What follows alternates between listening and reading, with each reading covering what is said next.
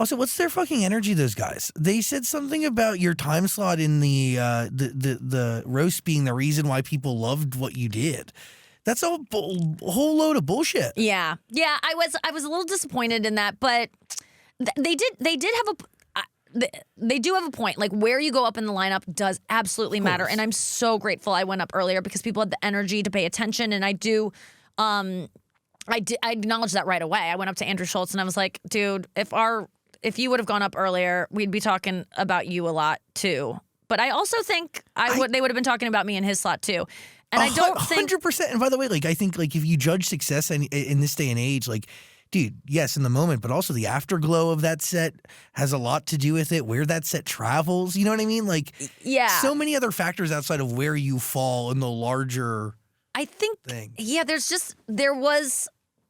I felt zero backlash from anyone after that until that moment of, like, just having to be like, well, would we be talking about her if this were different? I'm like, when do we ever play this game of, like, why this girl, we wouldn't like her so much if this timing would be different. It's just like, why even bring that up? Doesn't that kind of rob me of something, which is fine because you could have a point. And Bert's my friend. Bert, who brought it up, is my friend. And I don't think he was trying to just say how great Andrew's set was as opposed to not say how not great mine was or something. But it was like, I don't like to see people talking about me, especially like my friends. I was just like, ugh, Skip, get away. It's uncomfortable. Yeah, I didn't like it, but I also am okay with it because I do the same thing on my podcast where I like talk about people that I'm like, oh, I don't expect them to see that ever. So I try to just ignore it. Like, okay, you can talk about me. I just won't listen. I try to avoid anything that says my name. I just don't want to hear anyone weigh in on me. And so I just go, Skip. So that the week after the roast, there was a lot of people just saying nice things, but even nice things, I was just like, too much, get it out of there. So then what's your main motivation behind doing comedy, right? Like, if it's not the yes, it has to be the reaction to a certain degree, but it's the reaction in the room, not the reaction of the conversation. I think it is. I mean, or is it all of it? I'm questioning right now in my life because I think it was always, I was watching Esther Pavitsky on your show, dear friend of mine. Amazing. And I loved her just honesty about, like, I just like wanted people to like me, and I wanted to be like a pretty pop star that people go, she's so pretty and I like her so much. Like, that was her motivation for moving to Hollywood, and like she didn't even know what that meant. And I think that was like my motivation when I was a kid, being like, I just want to be on TV and have people go, like, have people feel the way about me that I feel about Jennifer Aniston. I think she was the first one I like stanned. That was probably my first like childhood standing.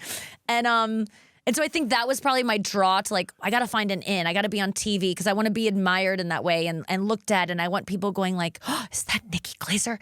And now that I have it, as everyone says once they get it, it actually doesn't fill the hole that I thought it would. And it doesn't.